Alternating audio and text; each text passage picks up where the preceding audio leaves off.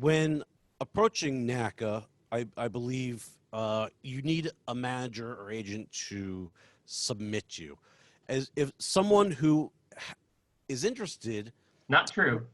Not true. Okay, so someone who's interested who's not represented, what is that process of getting involved? I thought that you had to go through a manager or agent and they would submit you.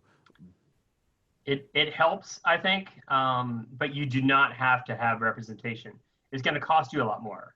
So there's a membership fee with NACA that's like $1,000 a year, and then there's all these other booth fees that you got to buy that, you know, as an agent that I purchase and such. So in theory, you can do that on your own. You can just submit yourself and go. You got a wad of cash that you that if you have that disposable income to try and earn some disposable income, yeah, you can do it. But I do believe that it's a little bit tougher. I've seen a couple of comedians do it, but mostly you will have an agent. There's a college agent that you would kind of pick up and kind of, you know, submit under them, because it also comes, maybe I look at that as the same thing as that you can do anything in this business, but it just helps if you have somebody speaking on your behalf, right? If you have a manager, you know, I mean, if Chuck Johnson was a comedian, I'm like calling up people, hey, Chuck Johnson's really funny, that's me. And they're like, yeah, okay. But if you have somebody else vouching for you, I think it carries obviously a little bit more weight.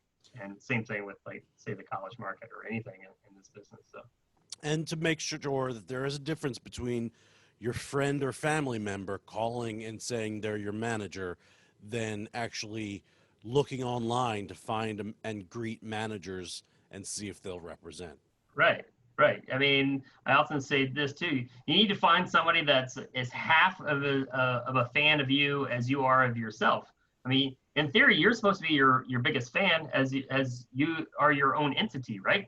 So you want to find somebody that, you know, is not just bringing you on just because, there's a spot. I mean, I'll give it a shot. You want somebody that's gonna, like, try and sell you and get you work, be excited about you as your talent. So, and I learned that quickly too when I mentioned at the top of the show that I started being a manager at first. I mean, that was the hardest thing, calling up places. And it was actually more like an agent at the time, because I was just calling up.